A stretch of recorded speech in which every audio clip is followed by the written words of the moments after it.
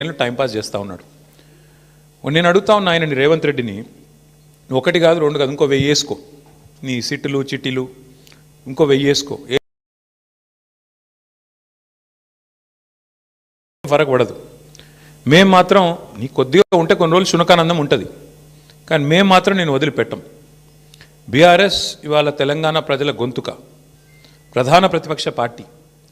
మీరు ఎన్నికల్లో ఆనాడు మమ్మల్ని ఓడించడానికి అడ్డమైన మాటలు చెప్పి, అడ్డగోలు హామీలు ఇచ్చి, అందమైన అబద్ధాలను 6 గ్యారంటీ కార్డుల రూపంలో ప్రచురించి ఆ రోజు ప్రజలను ఏదైతే బురిడి కొట్టించినారో, మేము ప్రజల తరపున గట్టిగా మాట్లాడుతున్నాం అనేది నీ బాధ.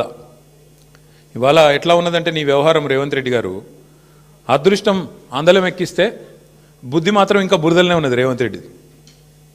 రాజకీయంగా ఇంకా కూడా ఆయనకు జ్ఞానం రాలే, ముఖ్యమంత్రి అన్న సోయి లేదు. తెల్లారి లేస్తే కేసీఆర్ గారిని తిట్టడం, మా పార్టీ నాయకులను తిట్టడం, పనికిమాలిన బూతులు మాట్లాడడం, పనికిమాలిన పని చేయడం తప్ప. అందుకే అంటున్నా నేను, అదృష్టం అందలం ఎక్కించిన బుద్ధి మాత్రం బురద బుద్ధే రేవంత్ రెడ్డిది. అందుకే ఈ దిక్కుమాలిన పనులు చేస్తూ ఉన్నాడు. 2 సంవత్సరాల నుంచి సాగదీస్తున్నాడు ఫోన్ ట్యాపింగు.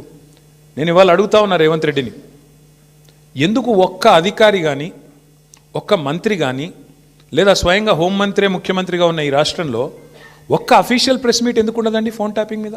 ఒక్కరు బయటకు వచ్చి ఎందుకు మాట్లాడరు? ఎన్ని రోజులు లీక్ల మీద బతుకుతావు? జరిగింది తప్పు అంటున్నావు, ఏం తప్పు జరిగింది చెప్పు. ఇంకెన్ని రోజులు లీక్ల మీద బతుకుతావు?